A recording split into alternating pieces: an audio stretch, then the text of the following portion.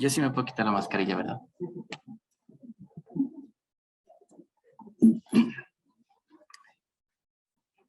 Buenos días con todas, con todos, compañeros. Bueno, primero quisiera felicitar la iniciativa de docencia por organizar este programa. Me parece que es muy enriquecedor para todos, para todas. Y bueno, agradecerle por el espacio para poderles presentar la información que tenemos en el registro. Nos pidió que hablemos sobre la epidemiología, pero como ustedes pueden ver, por cada una de la localización podríamos tomarnos al menos una hora para explicar qué es lo que está pasando cáncer por cáncer. En ese sentido, vamos a ver un poco de la epidemiología del cáncer en general, pero quiero tomarme los primeros 10 minutos para explicarles qué es lo que tenemos en el registro, qué información recogemos, cómo la recogemos y para qué sirve. Porque luego de esta charla, ojalá, espero, se interesen mucho por los datos del registro. Nosotros estamos abiertos y dispuestos a entregar la información porque se puede hacer o se puede profundizar mucho más en las investigaciones. Entonces, empecemos.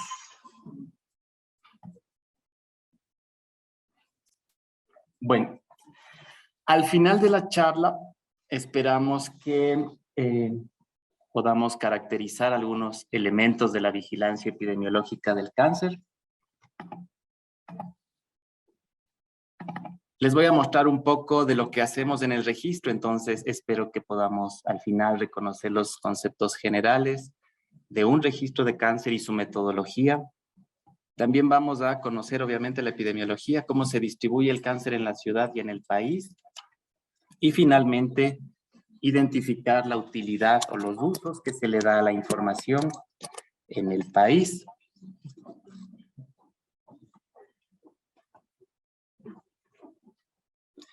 Bueno, como contexto amplio, tenemos algo en el país que se llama vigilancia epidemiológica. Este término en los últimos 2 años ha sonado bastante a partir de la pandemia. Siempre hemos estado escuchando, ¿no es cierto?, epidemiología, cerco epidemiológico.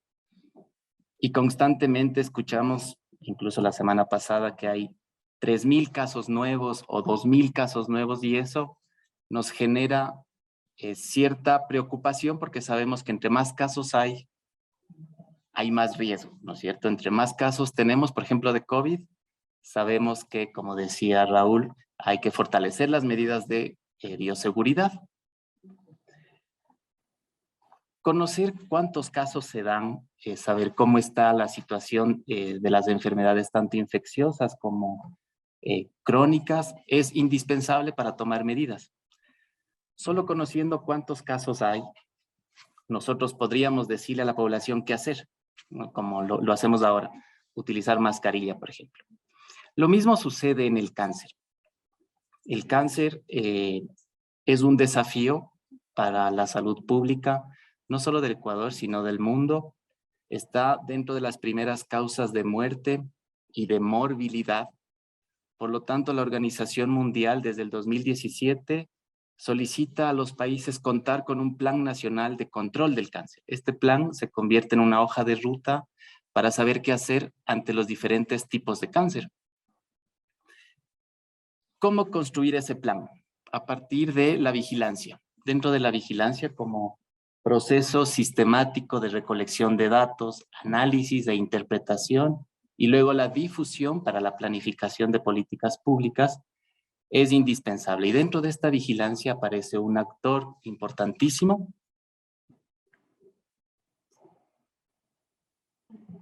que es el registro de cáncer de base poblacional. Este es un modelo conceptual general de la vigilancia, tanto para enfermedades infecciosas, crónicas no transmisibles y dentro de las crónicas no transmisibles del cáncer, pero con una característica especial que ya les voy a contar. La idea de conocer la situación de las enfermedades ha posibilitado entender todo un continuum de enfermedad que empieza desde la prevención. La siguiente etapa es diagnosticar a la persona, tratamiento, aquellos que sobreviven con la enfermedad y aquellos que mueren. A lo largo de todas esas etapas en donde podemos intervenir, se identifican 4 poblaciones. Aquellos que todavía están sanos, o los que estamos sanos, digamos, aquellos que se diagnostican de manera nueva, los que sobreviven o los que están viviendo con cáncer, que tienen alternativas de tratamiento, y aquellos que no y que fallecen, en este caso por cáncer. A partir de conocer todas estas etapas, uno puede identificar algunas medidas. En todas las enfermedades, desde la salud, desde las ciencias de la salud, se ha intentado buscar factores de riesgo, así como también conocer cuántas personas se mueren. Esos 2 datos los tenemos de la mayor parte de enfermedades, a través, en el primer caso, de encuestas poblacionales. Por ejemplo, cuando nos preguntan cuántos cigarrillos fuma, o primero, fuma o no fuma, y luego cuántos cigarrillos y con qué frecuencia, y a partir de ahí se generan estrategias. Una de las más fuertes en nuestro país es la campaña antitabáquica. A partir de ahí se han generado muchas medidas, ¿no es cierto?, como los espacios libres de humo, incrementar los impuestos al tabaco, restringir la venta, pedirles a las tabacaleras que en el 80% del área de la cajetilla existe una foto vinculada a los efectos del tabaco. En mortalidad también tenemos datos a partir del INEC, ¿no es cierto?, con el censo, con el registro civil también, y tenemos información sobre la mortalidad. ¿Qué sucede en el cáncer, que es que tiene unas características especiales? Y es que lo podemos cuantificar de manera más confiable que otras patologías. Existen ya consensos para el diagnóstico, por lo tanto es factible contarlo. Y por otro lado, es también factible monitorear a los pacientes. Hay, de cierta manera, desconocimiento en relación al cáncer, hay una carga emocional bien fuerte que hace que podamos estar en contacto con los pacientes con cáncer, o que los pacientes con cáncer estén muy vinculados al sistema de salud, y por lo tanto podemos hacerles seguimiento, monitoreo. Eso hace que en el cáncer podamos tener 2 medidas adicionales: la incidencia y la supervivencia. Y estas 2 medidas las podemos obtener a partir de los registros de cáncer de base poblacional. ¿Qué es un registro de base poblacional entonces? Son sistemas de vigilancia continuos que recopilan casos nuevos, esa es la característica especial, casos nuevos de cáncer en una población definida, para calcular estos 2 indicadores, la incidencia y la sobrevida. De esa manera tenemos un panorama de lo que está pasando en la ciudad, y por lo tanto podríamos aportar a la construcción de políticas públicas. ¿Qué se debe garantizar en un registro de cáncer de base poblacional? Que estén todos los casos. Eso implica que si nosotros como registro queremos tener todos los casos de cáncer en la ciudad, no solo nos limitamos a Solca, tendremos que ir a buscar los casos en los otros servicios de atención oncológica, porque tenemos que garantizar que estén todos. Esa es la característica de este indicador, que estén absolutamente todos los casos para que yo pueda decir, esta es la incidencia de cáncer en Quito.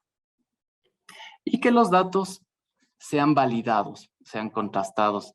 Eso implica que los registros dispongan de un sistema informático propio que permita validar la información, que evite que haya duplicados, porque recuerden, hay pacientes que ingresan a la Seguridad Social, luego vienen a Solca a recibir tratamiento, se regresan a la Seguridad Social y podemos encontrarlo al caso, a la persona, en 2 servicios, ¿no es cierto? Entonces necesitamos tener un software para poder eliminar esos duplicados y al final contar únicamente con datos de pacientes nuevos. Espero que la tecnología nos ayude. Esta es una pregunta. Les pido por favor con sus celulares ingresar a www.menti.com e ingresar ese código. Esa es una opción. Y la otra opción es escanear el código QR. Cuando estén todos listos me avisan. Pregunta de examen.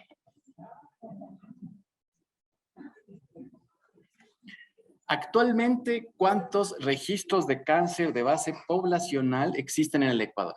Recuerden, son registros circunscritos a un área, es decir, les aviso, ya tenemos uno en Quito, que es el que les estoy presentando, circunscrito a Quito, que busca los casos de toda la ciudad. ¿Cuántos tenemos? Uno. Otra persona dice 25.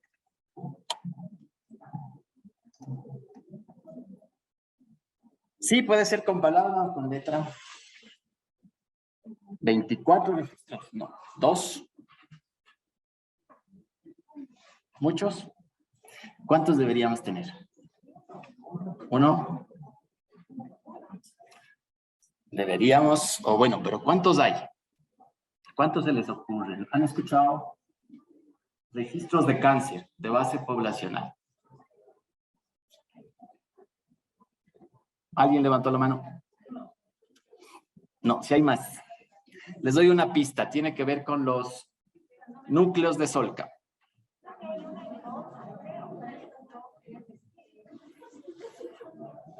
¿Quién más? Anímense a responder. Luego viene otra pregunta, entonces hay que ir saltando. 10, 7, 3, 5. Ya les voy a dar la respuesta.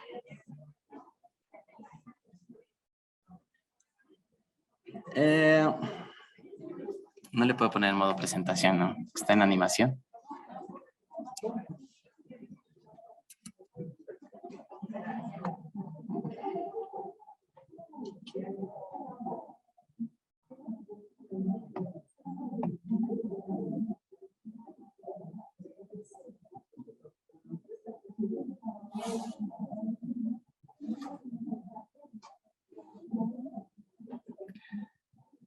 Tenemos 6 registros de base poblacional. Tenemos en Quito, Guayaquil, Cuenca, Loja, Manabí y Machala. El primero aparece en 1984, gracias al liderazgo y el compromiso del profe Fabián Corral Cordero. Su implementación, el Ministerio de Salud Pública la delega a Solca, a partir o a través de un acuerdo ministerial que viene a ser nuestro sustento jurídico o legal para poder ingresar a todos los establecimientos de atención oncológica. Ustedes saben, obtener información es difícil en estos momentos, pero este acuerdo ministerial es el que nos permite ir al Hospital Metropolitano, por ejemplo, o el Hospital de los Valles, o el Carlos Andrade Marín, a solicitar esos datos, mencionando que somos parte de la vigilancia nacional y que producimos datos para la política pública del país. Es un compromiso fuerte el que tiene Solca. A partir de ahí se generan los otros registros. En total tenemos 6. En cobertura, entre los 6 registros cubrimos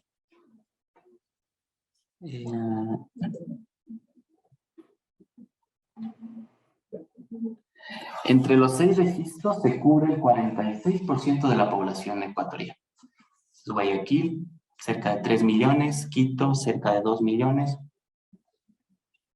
Y eso hace que el siguiente paso, entonces, entre todos los registros sea poder estimar o hacer proyecciones de lo que está sucediendo en cada provincia. Ese es una deuda que tenemos con el país, pero que espero en este año o en el siguiente podamos concretar un librito con estimaciones para cada una de las provincias a partir de los datos de estos 6 registros. La recolección que tenemos es activa, así se la conoce, y eso implica que las 4 compañeras registradoras de cáncer tengan que acercarse a la fuente, tengan que ir a los hospitales a pedir la información. Algunos tienen información digitalizada, otros como el Bac Ortiz tienen todavía información en físico, en historias clínicas, en carpetas. Acá les muestro un poco los procesos que hacemos y eso hace que El hecho de ir a buscar la información, traerla, procesarla, validarla, tome cierto tiempo. De ahí que nosotros no tenemos datos al día. Todo el proceso de recolección, de procesamiento y de análisis nos toma 3 años. Ustedes ahí tienen un esquema de la red pública, conformada más la red complementaria. En la red pública están todo lo que tiene que ver con el Ministerio de Salud Pública y están hospitales a los que visitamos como el Eugenio Espejo, Pablo Arturo Suárez, Hospital de Calderón. Seguridad Social, Carlos Andrade Marín, Hospital Quito Sur, de la Policía Militar y una serie de laboratorios privados oncológicos, igual hospitales Metropolitano del Valle, de los Valles, Vos Andes. Bueno, entonces, un poco para explicarles que la metodología, si bien es de alguna manera sencilla ir y recoger los datos, administrativamente es compleja, porque cada vez que hay un nuevo gerente o un nuevo director médico, tenemos que volver a actualizar los permisos. Pese a que tenemos el sustento jurídico, pero tenemos que volverlo a actualizar y solicitar nuevamente la autorización para tener las historias clínicas. En definitiva, ¿qué hacemos entonces? Recogemos los datos, acá está lo que hacemos como registro de cáncer de base poblacional. Recogemos datos, los procesamos, los analizamos y los entregamos a través de, ya les cuento, una forma es los boletines que tienen ahí, con la idea de que esto sirva para el control del cáncer. ¿Qué hace entonces, o qué se supone que debería hacer el ministerio? Tomar los datos que nosotros entregamos, porque como les mencionaba, somos los únicos instrumentos capaces de establecer estos dos indicadores, porque garantizamos que están todos los casos y que hemos aplicado todas las medidas para que los casos sean válidos.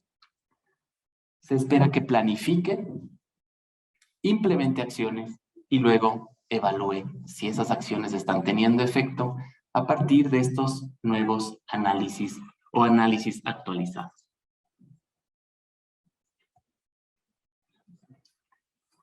De esa forma, este es también una buena noticia. Los 6 registros ecuatorianos están considerados como registros de alta calidad, de muy alta calidad, para el 2019. Y en general, en el mundo, solo 1 de cada 3 países puede notificar la incidencia con datos de alta calidad. Nuestros datos son de alta calidad y eso lo debemos, claro, a los 38 años de experiencia que tiene el registro y que ha podido ir consolidando los procesos y, por supuesto, el soporte de Solca, ¿no?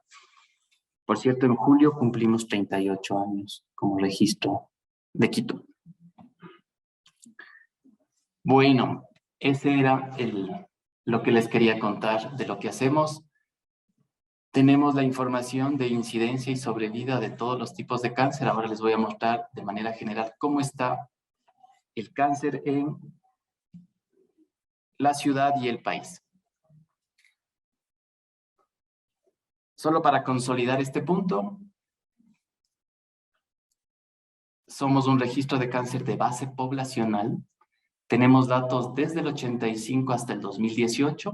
Les decía, ahora precisamente estamos visitando los hospitales para recoger los datos del 2019. El proceso de validación nos toma 3 años. Podemos calcular estos 2 indicadores. Tenemos más, pero bueno, por el tiempo les quiero mostrar los 2 que son los más importantes. Incidencia, que son casos nuevos que nos ayuda a entender qué tan rápido se está presentando el cáncer y qué tan riesgoso implica vivir en Quito. Más o menos por ahí va, ¿no es cierto? Y por otro, el tiempo. ¿Cuánto tiempo sobrevive una persona después del diagnóstico? Eso indirectamente nos dice cómo está la calidad de los servicios oncológicos, porque nos dice cómo le están tratando a ese paciente. Vamos a ver que eso va a depender mucho de la localización y otros factores que ya les muestro a continuación. Empezamos con la incidencia. Para precisar un poco el concepto, la incidencia es el número de casos nuevos, deben ser nuevos y deben estar todos en un tiempo específico y en una población definida. Este número lo obtenemos del registro. Este número lo dividimos para la población en riesgo para el mismo año y para la misma, o para el mismo periodo de tiempo y para la misma población. En este caso, la población residente en Quito sería la que está en riesgo, ¿no es cierto? Si tenemos número de casos de cáncer de cervix, la población en riesgo sería las mujeres en edad reproductiva.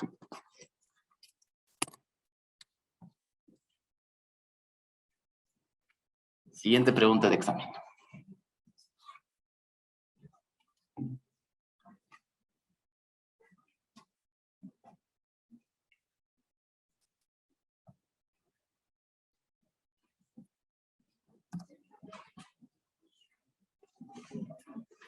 Vamos a colocar números enteros redondeando, digamos. ¿Cuántos casos de cáncer se diagnosticaron en la ciudad de Quito en el año 2018? Es el último año que nosotros manejamos. Todos los casos.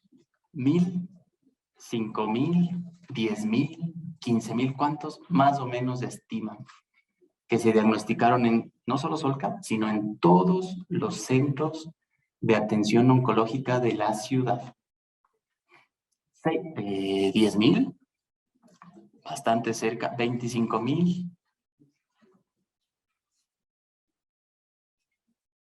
¿Quién da más?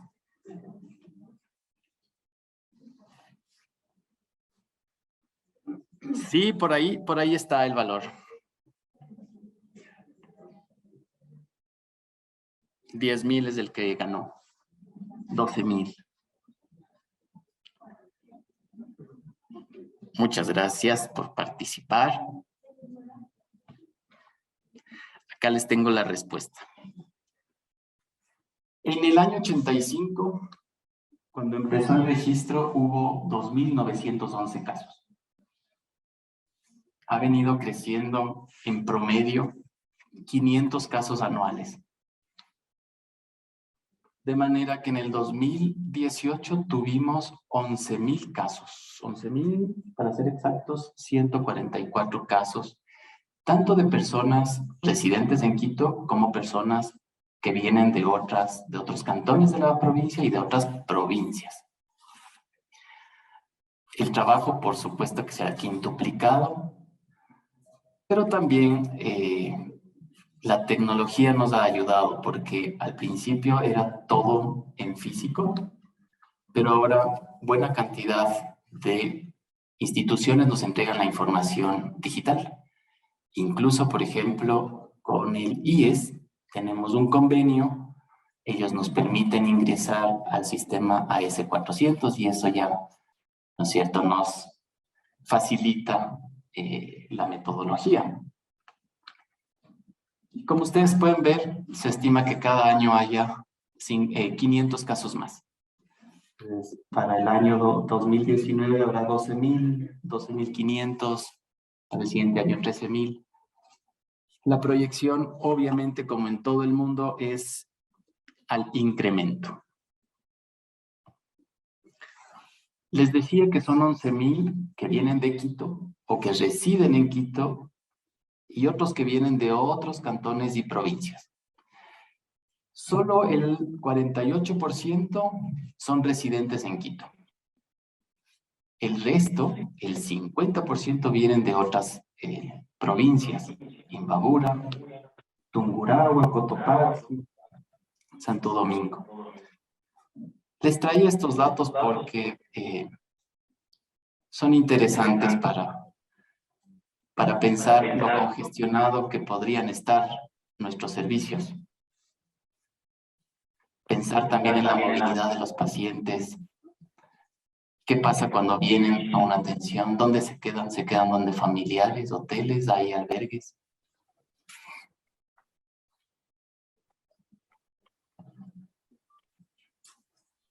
Con ese número de casos nuevos, lo que hicimos entonces es calcular la incidencia para saber cuáles son las localizaciones más frecuentes. Para el último quinquenio, tenemos en hombres próstata, estómago, en mujeres tiroides, mama, cuello de útero. Cada una de las localizaciones tiene una historia natural diferente y tiene una explicación de por qué es primera o segunda, que nos va a faltar realmente el tiempo. Acá les muestro mortalidad, de qué se mueren los pacientes. Hombres, mayor frecuencia de cáncer de próstata. Estómago es realmente un desafío para nuestro país porque no logramos reducir más de lo que ya está, tanto en hombres como en mujeres.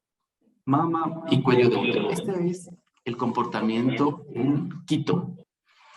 Cuando vemos el comportamiento en los otros registros es diferente porque no tienen todos los establecimientos oncológicos como la ciudad capital y tienen otros estilos de vida también que son un poco más rurales, por ejemplo, en Machala. Entonces, esta situación no necesariamente es extrapolable a todo el país. Esto sucede aquí en Quito y es bien particular, ya les explico por qué, con este siguiente gráfico. Quisimos comparar qué pasaba al principio cuando empezó el registro y teníamos un perfil. 30 años después el perfil cambia. ¿Qué sucede? Lo más llamativo, como ustedes pueden ver, es el crecimiento de tiroides. Pasa de 6 casos en 100.000 mujeres a 47. 6 veces más, se dispara. Hay, por supuesto, explicaciones. La más difundida es que existe un sobrediagnóstico por el uso excesivo de las técnicas diagnósticas. Hay discusión al respecto, tampoco se ha profundizado en el análisis para ver específicamente los tamaños o el tipo histológico, pero la explicación va por ahí. En este tipo de cáncer, que en mujeres es el más llamativo, vemos que estómago, otra cosa que llama la atención es que cervix y estómago, que son tipos de cáncer vinculados a infecciones, en el primer caso HPV, en el segundo el Helicobacter pylori, ¿no es cierto? Básicamente por mejores en las condiciones de vida, en el caso del Helicobacter, y en el otro, todas las campañas que se han hecho en relación a educación sexual. ¿Qué pasó en hombres? En hombres lo llamativo en estos 30 años es que parecería que bajó. Pero pasa de 7.8 a, ¿dónde está? A 8.2. Realmente no bajó. Lo que pasa es que las otras localizaciones subieron. Subió linfoma, subió colon recto, próstata satánica. También tiene sus explicaciones que si les tocó el boletín de próstata, ahí está profundizado. No nos vamos a detener porque tengo más información para mostrarles. ¿Qué hacemos con estos datos? Los publicamos, absolutamente, pero también le entregamos a la Organización Mundial de la Salud. ¿Qué hace la Organización Mundial de la Salud? Recoge la información de todos los registros del mundial, son cerca de 700, y con eso estima los datos para el país al 2020. Claro, muchos investigadores dicen, no voy a utilizar los datos del registro de Quito, de Solca, porque están desactualizados. Mejor voy a utilizar estos datos del Globocan porque tienen hasta el 2020. ¿De acuerdo? El tema es que esos datos del Globocan se basan en los datos que nosotros les entregamos y no son datos reales, son datos proyectados, son estimaciones. Lo hacen para tener, ¿no es cierto?, una idea de cómo está la situación del cáncer en el mundo. En incidencia, estamos en una posición intermedia frente a los demás países. Ustedes ven que Estados Unidos y Europa tienen las tasas más altas. Lo mismo sucede en mortalidad. Estamos en una posición intermedia, baja, realmente en comparación con los otros países.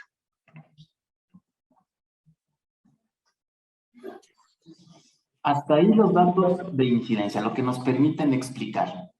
Nos permite saber cuáles son los más frecuentes, cuál está creciendo, cuál está disminuyendo a partir de los casos nuevos. El otro indicador que tenemos es supervivencia. La supervivencia es el tiempo que permanecen vivos después del diagnóstico. Así se lo utiliza convencionalmente, pero la metodología también permite estimar otro tipo de supervivencias. Desde que el paciente se cura, digamos, y pasa libre de enfermedad. También se puede calcular ese tiempo.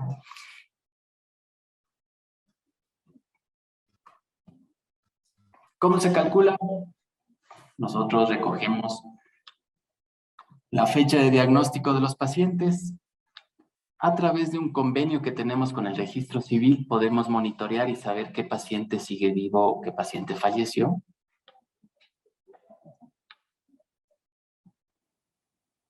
En este caso hicimos seguimiento al 31 de diciembre del 2021, porque queríamos hacer seguimiento hasta durante 5 años.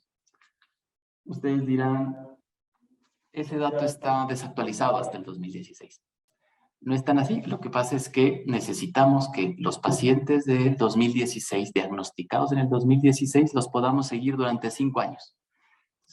¿Qué pasó en el 2017? Sigue vivo. ¿Qué pasó en el 2018? Sigue vivo. El del 2019, 20 y 21. Ahí se cumplen los 5 años que la metodología convencionalmente se aplica. No podríamos calcular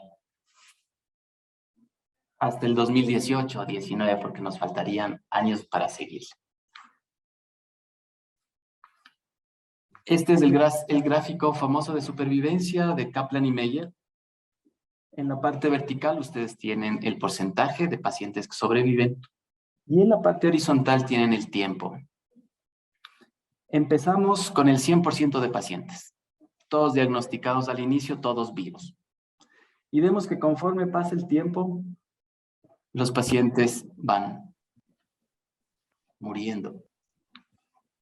Entonces, con estos datos le podemos decir al paciente, en promedio, al año, las mujeres que se diagnostican con cáncer de cérvix, al año cerca del 70% está viva.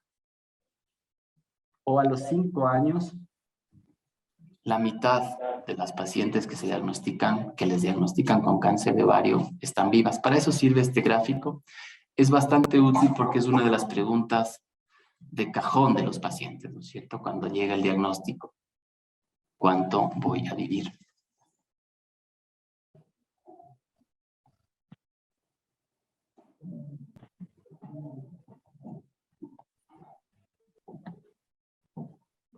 Ahora, esa sobrevida, esa supervivencia, va a depender de muchas cosas, entre la edad del diagnóstico, el tipo, pero también de la etapa en la que llega el paciente. Y este es otro tema que me había pedido Raúl. Lo vamos a ver de manera bastante general. Y es el estadio. Es otra variable que nosotros recogemos. Es un atributo del tumor que permite describir qué tan avanzado o en qué fase está de la enfermedad. Y eso influye, ya les voy a mostrar los gráficos, influye directamente en la sobrevida. ¿Qué es esto del estadio? Bueno, una característica particular de los tumores malignos es su capacidad de crecer, invadir órganos, todo el órgano, e incluso extenderse a otros órganos. podemos entonces ir monitoreando o necesitaríamos, mejor dicho, saber en qué etapa está el paciente. Puede ser que esté en una etapa localizada, es decir, que está circunscrito al órgano. Puede ser que ya se haya diseminado por vía linfática y que estén afectados algunos ganglios regionales. Esto, por supuesto, va a depender de la localización. Si es que es mama o cervix, por ejemplo, va a ser diferente los ganglios regionales, ¿no es cierto? Y luego, si existe o no existe lo que conocemos como metástasis o una extensión a un órgano diferente y distante. Existen varias clasificaciones para estadificar. La idea es que todos podamos utilizar el mismo lenguaje. Y actualmente lo que se busca desde la Organización Mundial de la Salud y desde la Asociación Internacional de Registros de Cáncer es que todos utilicemos la clasificación TNM. Esta aparece en la década de los 40-50 en Europa. Paralelamente, Estados Unidos, la AJCC, que es la que utilizamos acá, también desarrolla su clasificación, pero en el año 87 estas dos se unifican. Hay todavía en un par de localizaciones algunas incompatibilidades que nosotros en el registro las detectamos para tener presente, pero que tranquilamente son comparables las dos. Actualmente, desde el 2020 está la versión número 8 y es la que nosotros utilizamos. ¿En qué consiste? A breves rasgos. TNM, T de tumor, implica la extensión del tumor, o el tamaño del tumor, y este puede recibir varios valores. Dependiendo de la localización, puede ir desde 0 hasta T4. Por supuesto que a mayor número, más grande el tumor. Luego viene la N, de nódulos o ganglios. Va a depender, como les decía, de la localización, pero puede ir, o le podemos asignar valores de 0 a 3, de acuerdo a cuántos ganglios están tomados. Y finalmente la M de metástasis, que nos quiere decir si hay o no hay presencia de metástasis. Le damos el valor de 0 o le damos el valor de 1. Les decía que a breves rasgos, porque cada una de las localizaciones tiene su propio esquema de combinaciones. Entonces, por ejemplo, podemos tener T1, N0, M0, y eso hace que sea un estadio 1 porque está circunscrito al órgano. O podemos tener T1, N1, cuando ya están tomados los nódulos, y M1 cuando ya hay metástasis, y ese ya es un estadio 4 avanzado.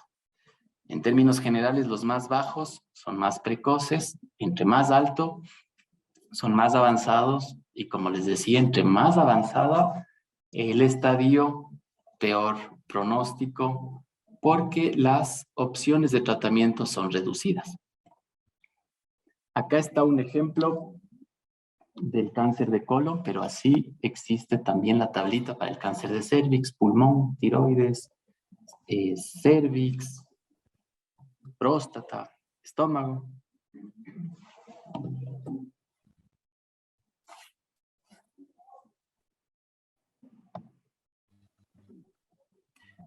Y bueno, ¿qué hacemos nosotros en la historia clínica? Se espera que el médico o el patólogo incluya el estadio. No sucede con mucha frecuencia. Afortunadamente, las compañeras en el registro durante estos 25 años de trabajo han desarrollado unas capacidades especiales para poder estadificar, y son las compañeras quienes, después de revisar la historia clínica, los exámenes complementarios, pero sobre todo la biopsia o la muestra quirúrgica, logran estadificar a cada paciente. De ahí es que entonces, como ustedes también pueden ver en los boletines, tenemos esa información y eso nos permite mostrar, como les decía, la influencia que tiene el estadio en el cual llega un paciente en la supervivencia. Si el paciente llega en estadio 1, que decíamos el más bajo, mejor pronóstico, porque está circunscrito al órgano y en general la alternativa es la cirugía. ¿Se puede curar ese paciente? La sobrevida es, o la supervivencia es cercana al 90% en este ejemplo de cáncer de mama. Sin embargo, hay un grupo del 10% de pacientes que llegan en estadio 4. Cuando existen nódulos regionales tomados y metástasis, el pronóstico es malo, las alternativas de tratamiento son escasas o limitadas, ya no podría haber una cirugía, ¿no es cierto? Y la supervivencia de esas mujeres es menor. Fíjense que a los 2 años o a los 5 años únicamente sobrevive el 20% de aquellas que llegan en estadio 4.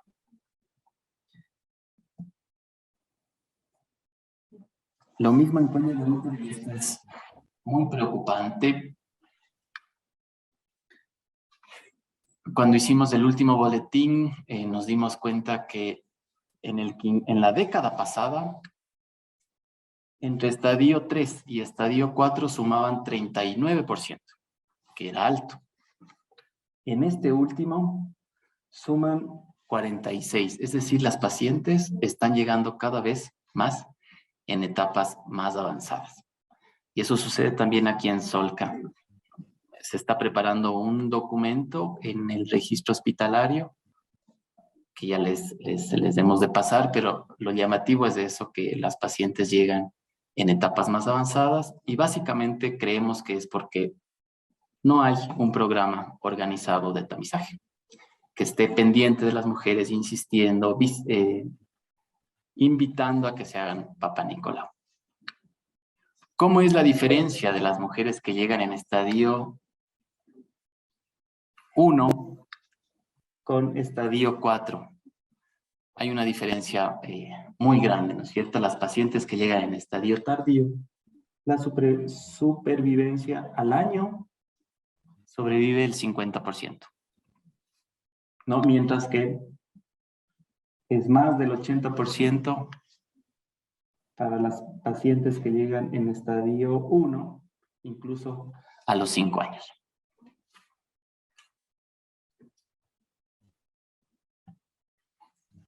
Para finalizar, les quiero mostrar los usos que se le da a la información. Bueno, con todos los datos que tenemos, nosotros hemos podido mostrar la situación del cáncer en la ciudad. Así como ustedes tienen los boletines de cada una de las localizaciones, hemos podido profundizar en cada una de ellas, mostrando incidencia, mortalidad, contexto mundial y supervivencia de acuerdo al estadio. Hemos logrado identificar grupos de riesgo. Ha servido también para evaluar algunos programas pilotos que se han implementado en la ciudad. También para la investigación, los datos son utilizados por muchos posgradistas y de hecho ahora les invito para que puedan utilizar nuestros datos, están a su disposición. Y como en este caso para la docencia también, en la formación de personal, en el caso de los registradores de cáncer. Esta información se difunde a partir de reportes epidemiológicos cada 5 años, que son estos de acá, los van a encontrar en la biblioteca de Solca, a través de publicaciones científicas y últimamente desde el anterior año a través de boletines epidemiológicos trimestrales que abordan una localización específica. También logramos participar, bueno, yo no, en el 2017, Pati Cueva y Pepe Yepes, en la elaboración de este documento que es la Estrategia Nacional para la Atención Integral del Cáncer. Y en el año pasado, ahí sí participamos para la construcción del Plan Nacional de Control del Cáncer. Esperamos que ya en este año tener alguna respuesta del ministerio, pero la idea es que el país cuente ya con un plan nacional. Otros países ya lo tienen, nosotros todavía no lo tenemos, aunque no quisiéramos que solo salga el documento como la estrategia, sino que realmente se implemente. Y bueno, aspectos claves que quisiera que se lleven de esta presentación. Los registros de cáncer de base poblacional constituyen el estándar de oro para calcular incidencia y supervivencia del cáncer. Son instrumentos indispensables para planear la política pública, de ahí que necesitamos fortalecer los 6 registros del país. La incidencia y la supervivencia son los indicadores más importantes para describir la carga del cáncer en una población, y en relación al estadio decirles que es importante recogerlo tanto a nivel individual porque nos permite ver el pronóstico y organizar el esquema de tratamiento, como para nivel poblacional describir y planificar las políticas públicas. Muchas gracias por su atención. Les dejo acá el QR de la última publicación que sacó el registro. Son datos actualizados. No lo imprimí para no gastar papel, pero les traje ahí el código QR. No sé si tienen alguna duda, alguna inquietud. Pregunte.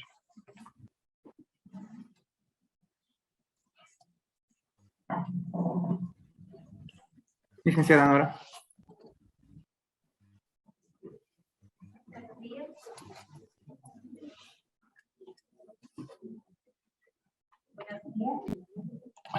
Quería hacer una pregunta. Hablamos de incidencia y de prevalencia. Yo quiero saber que la incidencia nos da también la morbilidad del cáncer. Sí. Pero la mortalidad puede diferir con la supervivencia al no saber siempre la causa de muerte del paciente, porque muchos de los pacientes no se mueren por causa del cáncer, sino por otras comorbilidades que ellos pueden tener. Entonces, quería saber, el momento que se hace las estadísticas y todo el trabajo de ustedes, ¿cómo pueden ustedes definir la causa de muerte, si es que ha sido por el cáncer o ese dato queda un poco suelto? Sí, muchas gracias por la pregunta, es bastante interesante. Nosotros obtenemos la información del registro civil y, como usted menciona, sabemos quién se murió, pero no sabemos si se murió por cáncer o por un accidente de tránsito. A ese tipo de cálculo de sobrevida la conocemos como la sobrevida global. Es decir, el paciente se diagnosticó y sabemos que se murió, pero no sabemos si es por cáncer o no. Ahora, ¿qué es lo que hace el registro civil con las actas de defunción? La idea es que se puedan incluir 3 causas, y la causa que se reporta es la causa que desencadena todo el proceso de muerte. Por ejemplo, si usted tiene o si alguien tiene cáncer gástrico, sería una causa, la causa básica. Si el paciente tiene una metástasis pulmonar, es la otra causa, y el paciente finalmente muere por una neumonía. La causa que se debe reportar es el cáncer gástrico. Eso convencionalmente e internacionalmente se ha establecido así. ¿Qué asumimos a partir de ahí? Que la mayoría de pacientes, o es muy probable que muera por ese cáncer, pero va a existir un porcentaje de pacientes que no muera por ese cáncer. Existen, en ese caso, métodos estadísticos que se conocen como supervivencia neta. ¿Qué se hace? Se utilizan todas las causas de muerte, las extras, las adicionales, y se quita ese peso que tiene la persona de morir por otras causas. Y se asume que entonces esa mortalidad es exclusivamente por el cáncer. No podemos entrar en detalle con los datos del registro civil porque no nos entrega. nos entrega únicamente los pacientes que se mueren por cáncer. Y nosotros, con el registro civil, con los datos de la cédula, podemos saber si está vivo o está muerto. Pero no podemos llegar a ser más precisos. Entonces, lo que hacemos es, a través de herramientas estadísticas, quitar el peso que tiene otro tipo de causas en el país. Por ejemplo, yo tengo riesgo de morirme de accidente en el Ecuador, un 0.005%. Tengo 0.0003% de riesgo de morirme por COVID. Y así. Quitamos ese riesgo del cálculo y asumimos que entonces el paciente se murió por cáncer. Esa es la sobrevida neta. Entonces tenemos esos dos estimados. Lo que les mostré ciertamente es la mortalidad global. No sabemos, asumimos que se murió por cáncer. La otra metodología es la supervivencia neta, que es un poco más precisa.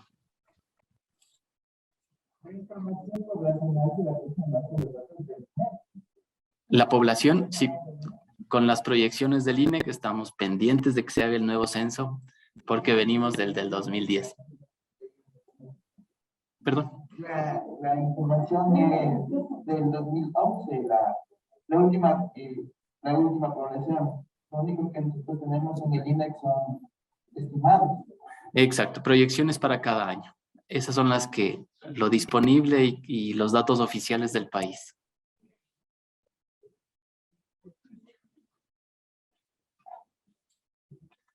Necesitan. No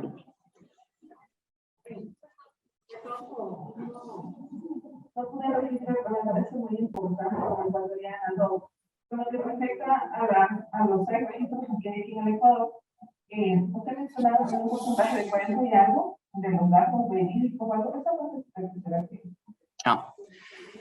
es el 46% de población cubierta por un registro de cáncer poblacional. Si sumamos la población de Manabí, Guayaquil, Cuenca, Loja, Machala y Quito. En total, cubrimos del 46%, lo que es bueno. De toda la población está cubierta por un registro de cáncer de base poblacional. Eso es bueno, le decía, porque nos permite fácilmente estimar para otras provincias. Hay países como España que no tienen registros. O hay países que tienen registros de baja calidad. Tienen limitaciones para estimar. De ahí que la Organización Mundial pide los datos para estimar para el país, pero son estimaciones. Entonces, como les decía, esa es una deuda que tenemos del registro de tener la información para cada una de las provincias a partir de nuestros datos. Entonces decimos, esto está pasando en Quito, ¿qué estará pasando en Carchi? Y podemos tener esos datos que son aproximados, pero que nos dan una idea de cómo está la situación en el país.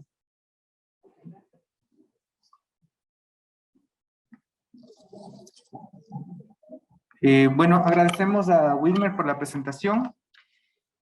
Hay 3 cosas que son importantes que quiero recalcar. Primero, cuando estaba haciendo el posgrado y por AOB nos tocó ir a algún lugar de un gran país, hablaban del registro y de los datos que registra el Ecuador, y fue realmente sorprendente. El Ecuador no es que sea un país que se caracterice por publicar mucha ciencia, hacemos poco. En toda la historia de las publicaciones del PubMed, creo que tenemos 180 investigadores que han publicado. En la historia del PubMed es poquísimo, casi nada. Dentro de eso, cuando uno va a otro país, se entera que el Registro Nacional de Tumores, que la data que nuestro registro provee de cáncer, es considerado de alta calidad, alimenta el Globocan y da datos certeros y que son sujetos de admiración en otros países más grandes, como el propio México, la Argentina y España. Quiere decir que algo hemos hecho bien. Ese hacer bien significa apoyo para el registro, es la razón de la existencia y algo importante de esta charla, que ustedes tengan en su conciencia lo importante que es que este hospital y que los solcas donde hay ahora ya registros sostengan y fortalezcan esos registros, como primera cosa. Porque los registros son fundamentales para tomar datos. Entonces yo espero que después de esta charla ustedes hayan quedado con una inquietud. ¿Cómo es posible que el cáncer de cuello uterino siga matando tanta mujer, sigamos diagnosticando tan tarde, cuando es un cáncer primero prevenible y segundo que se puede detectar en estadios tempranos y se puede curar? En este país no pasa eso. No hay política de vacunación adecuada, no se vacuna a las mujeres y a los hombres contra el HPV, no se hace un tamizaje adecuado anual de controles o semestrales de controles. En este hospital tenemos genotipificación para HPV, y la tasa de realización del examen es muy baja. Están discutiendo a ver si se sostiene porque no se hace el examen. Es terrible lo que está pasando, no se hace. Y el cáncer gástrico, que es otra. Alguna vez con la Cari Herrera, que está aquí, creo, discutíamos que por qué no hay que dar omeprazol nomás. ¿Cuál es el problema del paciente que va y compra omeprazol en la farmacia y se toma nomás? Que es un paciente que no va al médico, no se hace el control y terminamos con esa tasa de mortalidad de cáncer gástrico en hombres y mujeres, que también es un cáncer prevenible, curable y tratable, pero que en este país mata muchísimo. Entonces, esos datos son los que nos permiten tomar decisiones y hacer un manejo adecuado. Y el tercero, que espero que después de esta charla, ustedes, licenciadas y licenciados, sean quienes cuando vean una historia, el paciente pase a quirófano, vaya a la braquiterapia, le frieguen la vida al médico y le digan, ¿y dónde está el estadio? Porque respondiendo a lo que decía la Lupita, es curioso, pero los médicos casi no estadifican. Ponen localmente avanzado, localizado o metastásico y punto. Y es un dato fundamental. La Lupita preguntaba y me decía, pero no es que el médico debe estadificar. Sí debe estadificar, pero no estadifica. Cuando empezamos el posgrado nos mandaron a aprender a estadificar en el Registro Nacional de Tumores, que las registradoras nos enseñen, porque los médicos eran los que menos estadificaban.